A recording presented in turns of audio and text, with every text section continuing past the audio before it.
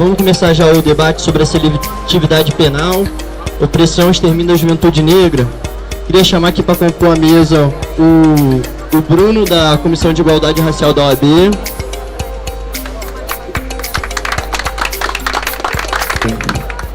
O Léo do Cupa Alemão.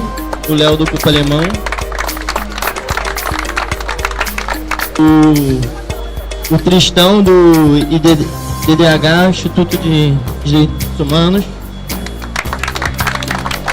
E a Miriam França.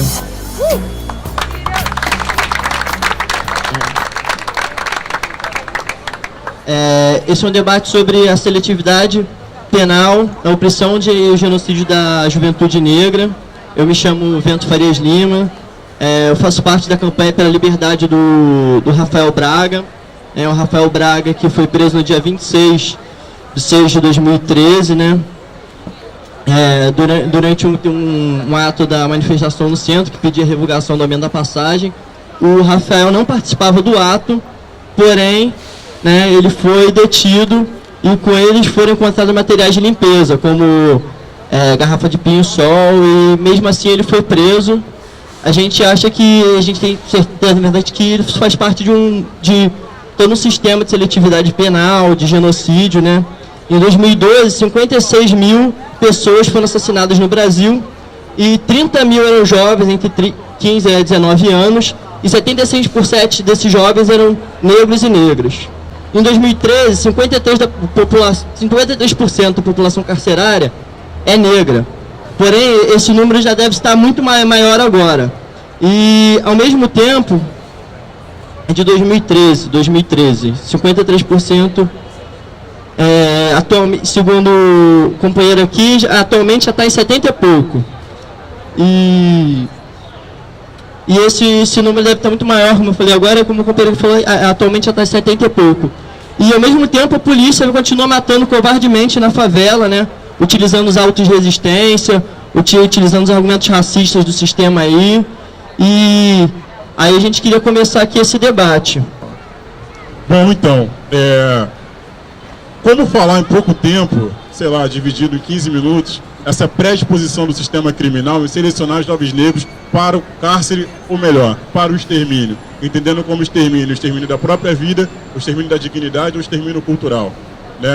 Como eu falei, é um desafio, é muito complicado e a questão histórica seria mais propícia para poder falar sobre isso. Bom, primeiro, é interessante destacar, no viés, lógico, jurídico, a relação que tiveram as leis que vieram contribuir para o processo abolicionista, né, para poder extinguir o tráfico negreiro. A lei Eusébio de Queiroz, Diogo de Feijó, né, e os decretos também expedidos pelo Executivo nesse período. Anos atrás tem relação com coisas que acontecem agora, beleza? Ou seja, na verdade, como foi e como é coisificado. Coisificação é a palavra que traz o melhor entendimento de como são tratados os jovens negros hoje.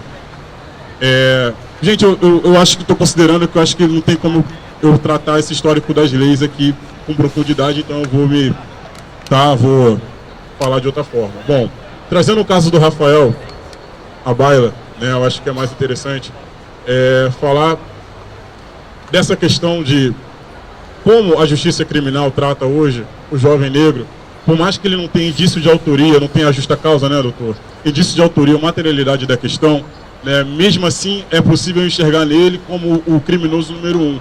Vocês conhecem a teoria de Lombroso? Ninguém nunca ouviu falar da teoria de Lombroso? César de Lombroso, muito obrigado.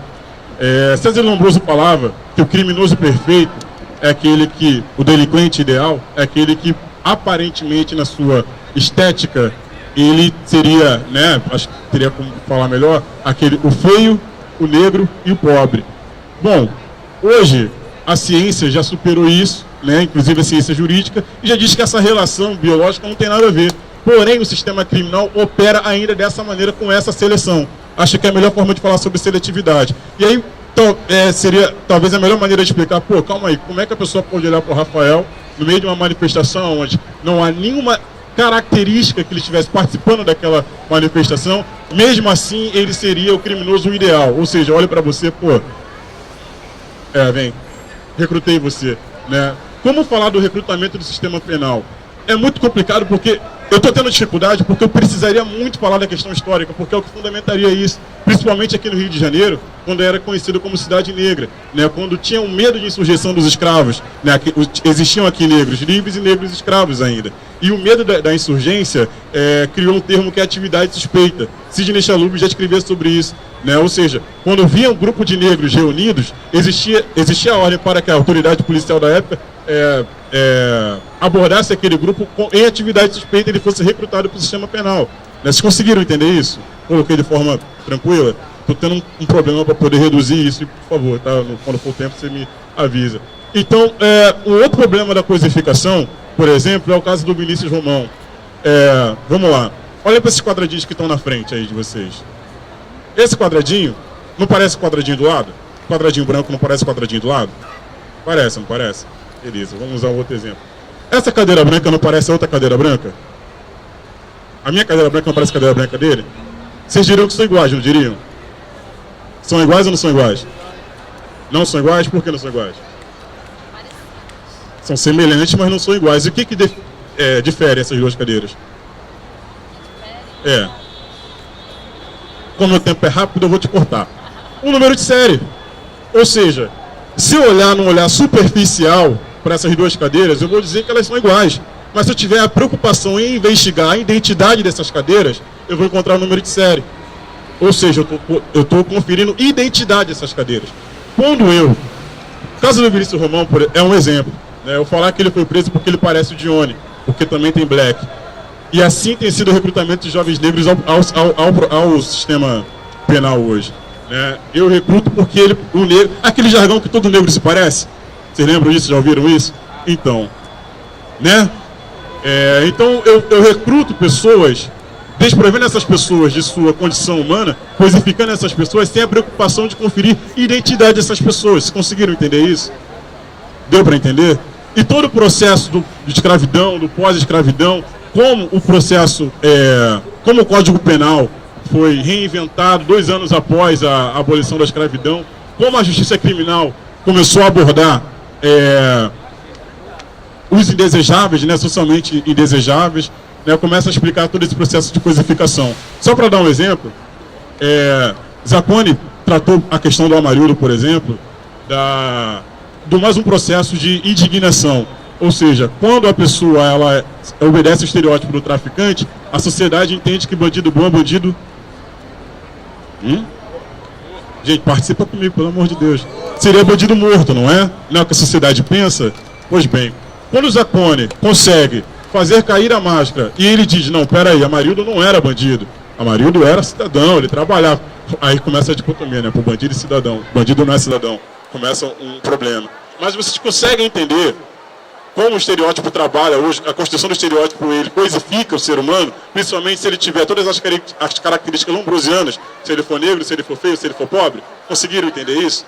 Então, por que eu estou falando isso? Para tratar dos 3 elementos de vulnerabilidade social hoje, que podem, talvez, ser a resposta do extermínio da juventude negra. Vamos lá. Só mais um exemplo antes de eu falar. 2 anos após a abolição da escravatura de 1888, a abolição jurídica da escravatura, ou seja, ser colocado à margem da sociedade sem nenhuma condição material, foi editado o Código Penal. E aí o Código Penal, que era do Império, passou o Código Criminal dos Estados Unidos. Confere, doutor. E nesse código, na parte que falava dos menores, que antes a previsão era de, salvo engano, 18 anos, passou para a previsão de ser criminalmente responsabilizado por qualquer ato ilícito ou ato infracional, de 16 a 9 anos. E aí o código fala, desde aqueles que cobrarem sem discernimento. Mas a pessoa que poderia dizer se o jovem ou adolescente infrator obrou, ou seja, fez algo com discernimento se era ilícito ou não, era a autoridade policial. E a autoridade policial daquela época, 2 anos após a abolição, trabalhava com que ideologia? A ideologia ainda do período da escravidão, concordam comigo? Então, primeiro, trazer uma questão. Bom, para que fazer uma edição no Código Penal 2 anos após o período da abolição? Mostra, na verdade, uma clara preocupação com a juventude negra depois que você abole juridicamente a escravidão, concorda comigo? Essa seria a primeira condição, ou seja, como é que eu vou tratar os indesejáveis. E a partir daí tem várias alterações no Código Penal, como a criminalização cultural das questões afro, como a capoeira, o samba, e todos os processos que podem facilitar o recrutamento de jovens ou da população negra do sistema carcerário. E aí, desses elementos que eu passei para vocês, imaginem hoje um jovem que é negro, sendo o Código Penal já arquitetado para isso, um jovem que é jovem, a questão etária. Aí eu já mostrei para vocês que a discussão da maioridade penal não é novidade social, não é um debate novo, é um debate antigo e tem íntima relação com a questão da escravidão. E tem o estereótipo ainda do traficante. Como é que um jovem que carrega esses 3 estereótipos vai conseguir sobreviver na sociedade de hoje? É a minha pergunta para vocês. Então, o Zacconi, como o Bruno falou, fez uma pesquisa muito interessante no livro dele, Acionistas do Nada, em que ele buscou os índices de tráfico de drogas, né, em várias delegacias pelo Rio de Janeiro. E chegou à conclusão evidente de que em uma só delegacia de Bangu, a 34DP, o índice de tráfico era praticamente superior a soma de quase todas as delegacias de um bairro de classe média nobre. Ou seja, criminalizar um jovem negro, criminalizar um jovem pobre, criminalizar um jovem excluído de uma sociedade injusta é muito mais fácil. É a nítida forma de controle social que o direito penal assume. O direito penal ele só serve para isso. Ele só serve para oprimir os indesejáveis, os que porventura, para uma classe dominante, possam representar alguma ameaça. Quem vive o sistema de justiça criminal, quem atua, principalmente na área criminal, percebe isso de uma forma muito clara, né? Salta aos olhos isso, né? Então, enfim, o Rafael Braga, infelizmente, foi mais uma vítima dessa opressão. E eu, enquanto advogado do Instituto de Defensor dos Direitos Humanos, já tenho atuado no processo dele, né? Atuamos tanto no processo de mérito dele, estamos em fase recursal nos tribunais superiores, né? Atualmente eu cuido mais especificamente da parte da execução da pena do Rafael, e tivemos todos aqueles percalços pelo qual o Rafael passou, aquela questão da foto, enfim. Isso tudo para mostrar como o sistema de justiça criminal ele trata os indiferentes, os excluídos de uma forma muito mais severa, muito mais grave do que quando você está falando de um jovem que possui posses, um jovem de classe média, enfim.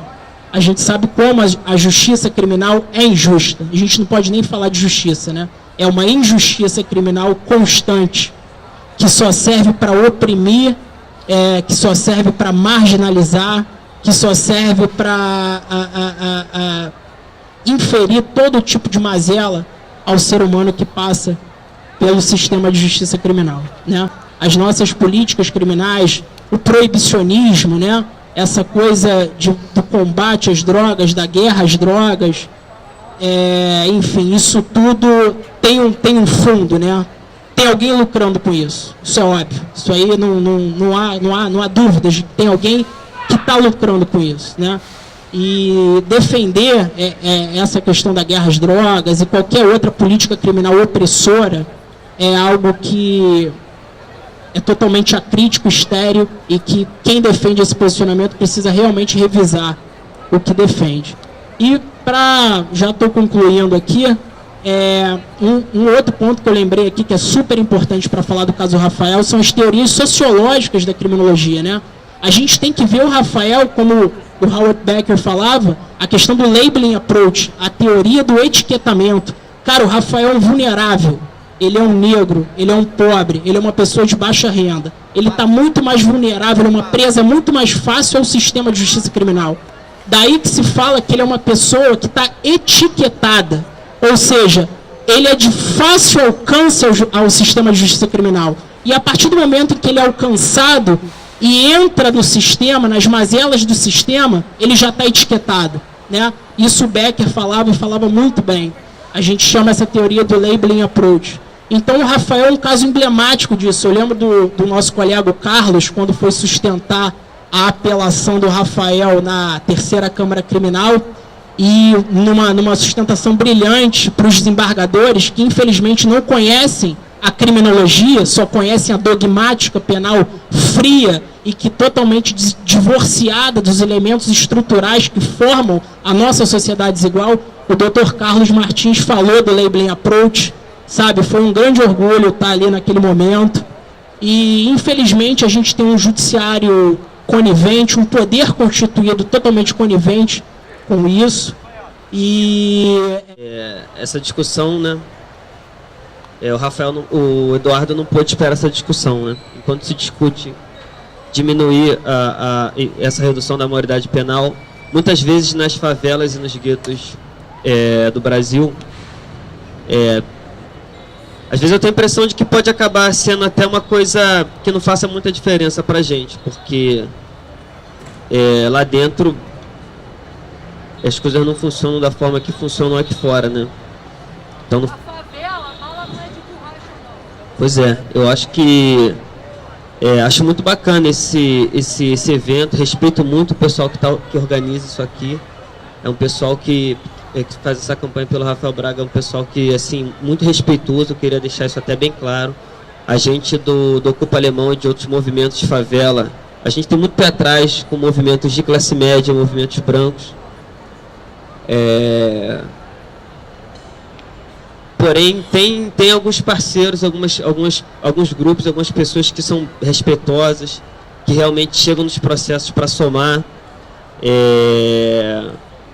Parafraseando Steve Biko, que conseguem ser brancos essenciais para a luta do não branco, né? Queria deixar só isso aí registrado. Se não fosse assim, eu nem viria, né, no caso. E falando especificamente agora um pouco mais sobre o Rafael, bom, é isso aqui que os companheiros falaram, né? O fenótipo do negro, um corpo negro, especialmente o negro retinto, o que uma mulher, o que um homem negro passam, a forma da sociedade lidar com eles, da justiça lidar com eles, da polícia lidar com eles, é uma coisa difícil até para quem está me ouvindo mensurar. Tem uma polêmica interessante, né, entre grupos de esquerda, que é essa questão do negro e a classe, né? Não, porque tem classe entre negros e tal, e algumas outras correntes, especialmente o movimento negro, acho que a questão do negro é outra, né? Eu acho que está aqui a própria irmã Miriam para poder provar isso, né? Universitária, né? E passou pelo que passou. Né?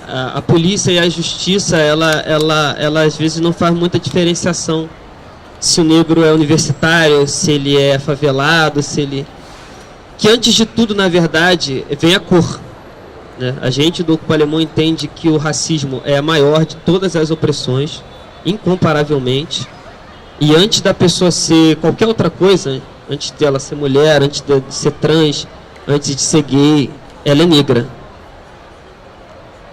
E antes dela decidir ser isso tudo, ou dela se descobrir ser isso tudo, ela já tem uma bela ideia do que ela vai passar pela cor da pele dela. Os pais, a família. O que a gente tenta fazer, né, em relação a isso, é trabalhar assim, muito essa questão do nosso território, né? Entendemos a favela como um lugar que foi criado para ser um não lugar, um lugar que foi criado realmente para você não ter meio nenhum de subsistência, né?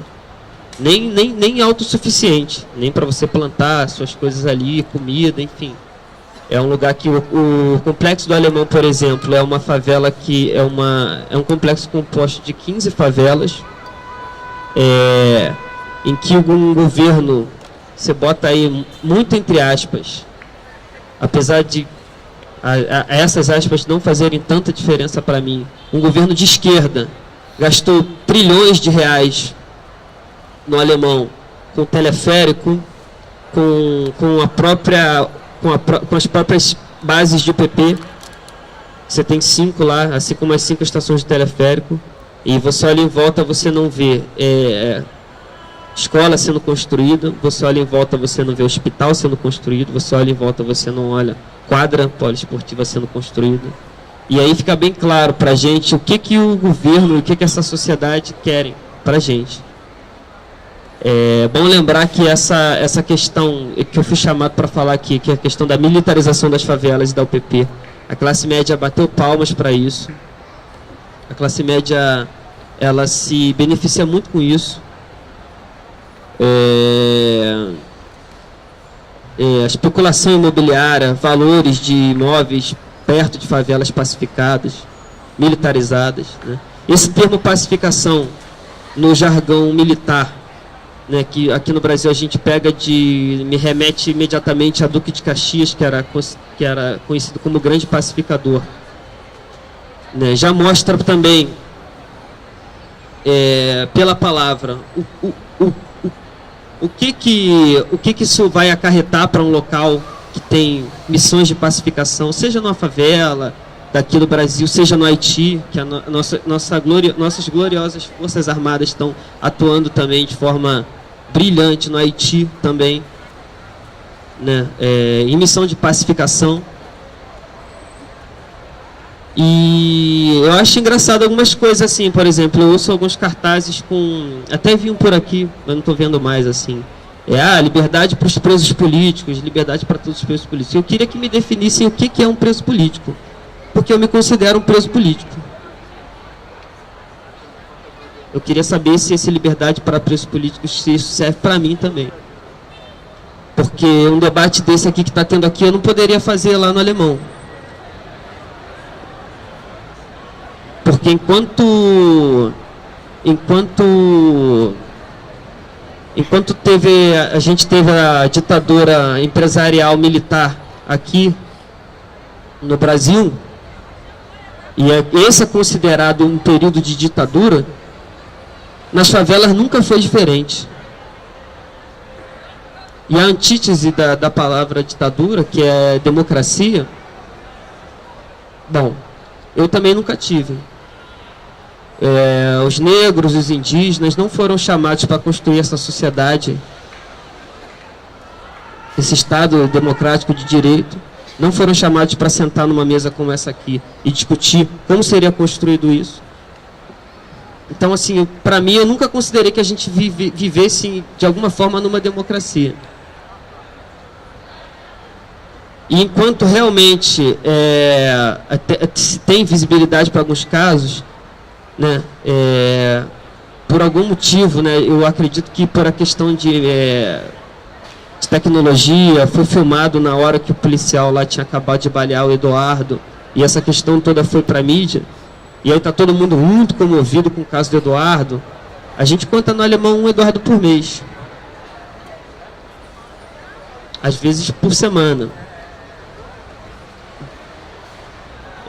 A gente tem o Alemão foi militarizado já tem, vamos fazer 5 anos, em final do ano de 2010, numa mega operação, também extremamente midiática, acho que todo mundo aqui se lembra, né?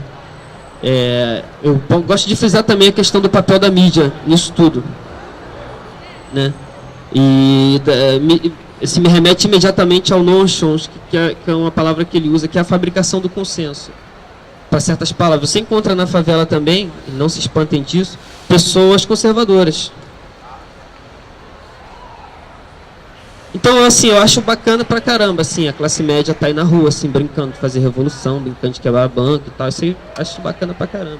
Mas, assim, a gente tem outras coisas para fazer. Quando eu converso com um moleque da favela que fala assim para mim, pô, cara, eu acho que é isso mesmo, eu acho que tem que diminuir a maioridade penal. Quando eu converso com o pai, quando eu converso com uma mãe, quem não se reconhece negro, por exemplo, esse número que você deu, cara, por exemplo, a gente trabalha no Brasil com autodeclaração. Como você sabe que a maioria das pessoas, muita gente não se considera negro, ele certamente é muito maior do que isso. É uma coisa realmente identitária, né? É um problema muito grave.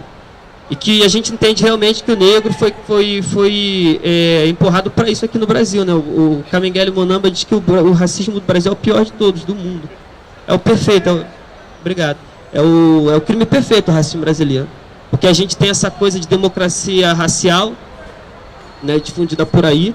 A mídia também sustenta muito isso, né? A gente tem a Rede Globo, que é bom deixar de frisar.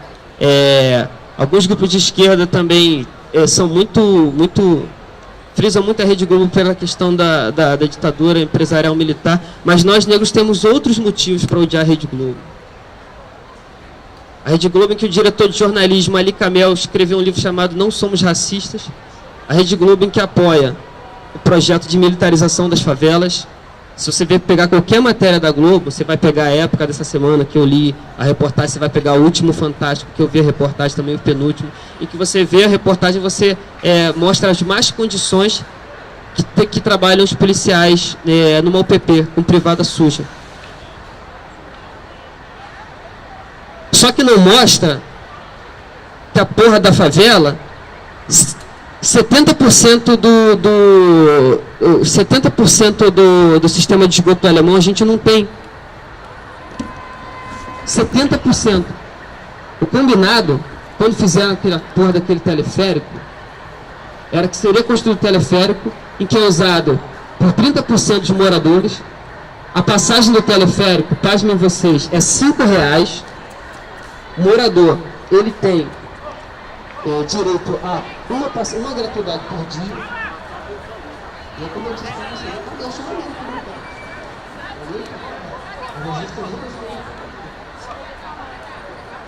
A nossa realidade é essa aí.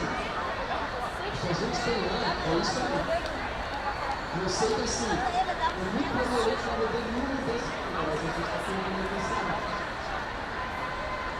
Eu sei, por exemplo, que se eu voltar para casa e se eu morrer. E quem quiser somar de alguma forma com a nossa luta lá, somos um coletivo independente, autogestionário.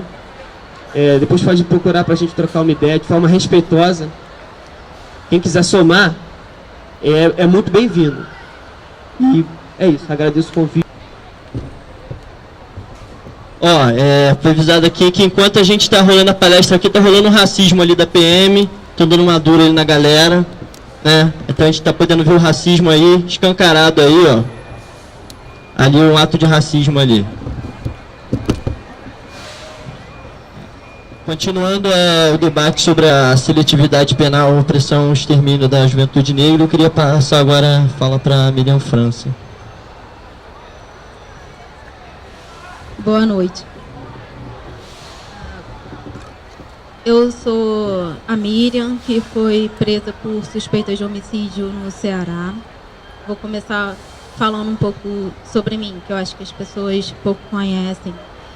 As pessoas ficaram sabendo daqui no Rio de Janeiro que uma estudante de pós-graduação da UFRJ estava presa no Ceará. E hoje, numa audiência pública da Defensoria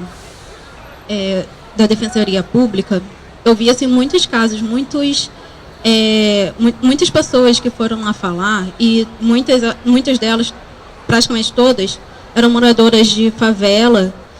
E eu vi assim, poxa, muitas pessoas acham, e realmente, como ele falou aqui, que esse tipo de coisa só acontece com pessoas que vivem em área de risco, como na favela, e não atingem pessoas que estudam. E eu vi que isso não é verdade, porque isso aconteceu comigo. Eu nasci e fui criada na Baixada Fluminense, Nova Iguaçu. Minha mãe me criou sozinha, sou filha de mãe solteira, costureira, que me criou com muitos sacrifícios. Estudei em escola pública, em pré-vestibular comunitário, e dei muito duro para entrar numa universidade pública. O único privilégio que eu tive foi de ter sido filha única, e por isso a minha mãe não precisou que eu trabalhasse em casa de família. Eu pude estudar só. Então, com muito sacrifício, que eu cheguei na graduação de uma universidade pública, fiz mestrado na UFRJ, fiz doutorado. E agora, em dezembro, quando também com muito sacrifício, eu juntei dinheiro o ano inteiro para tirar férias no Ceará, para descansar, para relaxar, eu fui presa, sem entender direito nenhum porquê. Eu estava viajando, conheci uma turista italiana. No dia que a gente tinha que vir embora, a menina não apareceu para pegar o ônibus. Eu vim embora sozinha. No dia seguinte, eu fiquei sabendo o que tinha acontecido com ela. Na noite que ela desapareceu, eu passei a noite inteira, antes de pegar o ônibus, na pousada, deitada na rede da recepção, lendo, escutando música. Quando eu fui presa, a polícia não acreditou que, é claro, que eu tinha cometido aquele crime, porque foi um crime muito violento, a menina era alta, claro que não podia ter sido eu que fiz isso. E a polícia me prendeu mesmo assim. E a delegada que me prendeu ainda me falou assim, que na hora que eu contasse para ela quem tinha feito isso com a garota, ela me liberava da cadeia. E eu fui presa, eu não entendi direito o que estava acontecendo ali, porque para mim aquilo não era justificativa. Se a polícia achava que eu sabia alguma coisa, eles me botarem na cadeia, como assim? Eu não estava entendendo o que estava acontecendo. Eu prestei 2 depoimentos, mais a cariação, fui presa, tudo sem ausência de um defensor público, pedi um defensor público que me foi negado, não tive direito a telefonema e fui presa. E eu não acreditava que aquilo estava acontecendo comigo. No dia seguinte, eu estava viajando sozinha. No dia seguinte, o caso tomou muita... O caso, desde o início da morte da turista, teve muita repercussão. Saiu em jornais do país inteiro, né? E também em jornais internacionais. Quando eu fui presa, a minha família ficou sabendo pelo jornal o que tinha acontecido. E aí, todo mundo foi correr atrás. As minhas amigas que moram comigo foram no Ceará atrás de mim, todo mundo desesperado, ninguém sabia o que fazer, ninguém sabia que tinha que procurar a defensoria pública, ninguém sabia de nada. Eles só achavam que tinha que ir lá na delegacia e falar que a Miriam não podia ter feito aquilo. Ninguém sabia o que fazer. Mas eu fiquei presa mesmo assim, mesmo tendo o nível superior, fiquei presa por 2 semanas em cela especial, em cela comum. Era uma cela muito nojenta, não tinha nem água para beber, eu bebia água do chuveiro, não tinha material de higiene pessoal. A gente só recebia 2 refeições por dia, eu dormia no chão sujo. Minhas amigas chegaram lá no dia seguinte e viram aquela situação. Ninguém sabia o que fazer. Depois de 2 semanas, eles conseguiram me tirar da cadeia. E nem foi através de um habeas corpus. Eles conseguiram mostrar que a minha prisão não tinha fundamentos e era uma prisão ilegal. Eles me tiraram da cadeia e, mesmo assim, eu continuei retida no estado do Ceará por mais 1 mês. Nenhum dos outros suspeitos foi exposto. Nome de ninguém foi divulgado. Mas a minha imagem e o meu nome foi divulgado em todos os jornais. Além de ter sido divulgado na época, o inquérito corria em sigilo de justiça. E, mesmo assim, a polícia ainda chegou a liberar informações sigilosas do inquérito e também da minha vida pessoal, violando ainda os meus direitos, né, mais uma vez. Atualmente, a situação sempre ficou muito complicada, porque eu sabia que eu ia voltar para o Rio de Janeiro e, além de continuar sofrendo preconceito por ser mulher, negra, num lugar assim como esse, né, eu ainda ia sofrer preconceito por ser ex-detenta.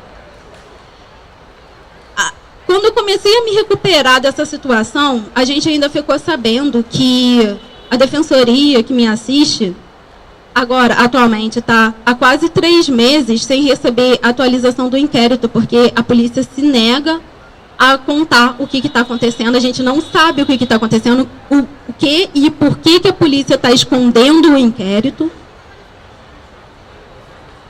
Continuam liberando informações da minha vida particular para a imprensa, que não tem importância nenhuma para o caso. E a gente não entende ainda por que eles fazem isso. Minhas coisas, meus bens, minha bagagem continuam apreendida com a polícia. eu nunca fui indiciada, eles nunca me acusaram de crime algum, mas eu ainda sou tratada como suspeita. Minha bagagem está lá, a gente não sabe o que está acontecendo com relação ao inquérito, e eles ainda tentam desmoralizar a minha imagem com a mídia. E é isso. Eu não sei mais falar. É essa a situação. Eu dizer aqui na mesa, nesse debate, a questão da coisificação do negro mesmo, né, pelo sistema, nas leis dos passados, que ainda moldam o nosso sistema, que não mudou, né? Ainda temos uns resquícios enraizados muito grandes do positivismo, e assim criminalizar um jovem pobre, negro, no sistema é muito mais fácil, tornando assim o racismo a maior de todas as nossas opressões, porque de certa forma todo negro é um preso político, todo negro que é preso é um preso político, porque a gente vive num sistema racista, e genocídio também negro.